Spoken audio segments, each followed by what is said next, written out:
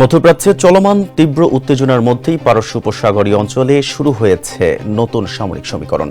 Hormuz প্রণালী দিয়ে চলাচলকারী তেলবাহী ট্যাঙ্কারগুলোর নিরাপত্তা নিশ্চিত করতে মার্কিন প্রেসিডেন্ট ডোনাল্ড ট্রাম্প যখন সেগুলোকে পাহারা দিয়ে নিয়ে যাওয়ার ঘোষণা দিলেন, তার ঠিক পরেই পাল্টা আঘাতের দাবি করেছে ওয়াশিংটন।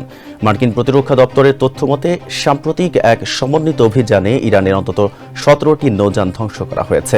স্যান্ডেলিনা সো, রূপচর্চায় আভিজাত্য।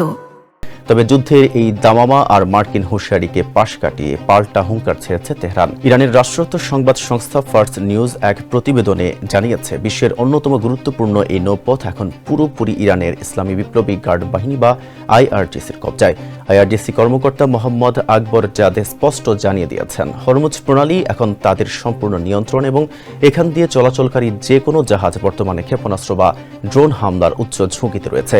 মার্কিন পাহারার ঘোষণার পরপর ইরানের এমন দাবি এই অঞ্চলের সংঘাতের আশঙ্কাকে আরও বাড়িয়ে দিয়েছে, যা বিশ্বে জ্বালানি বাণিজ্যে বড় ধরনের বিপর্যয়ের সংকেত দিচ্ছে।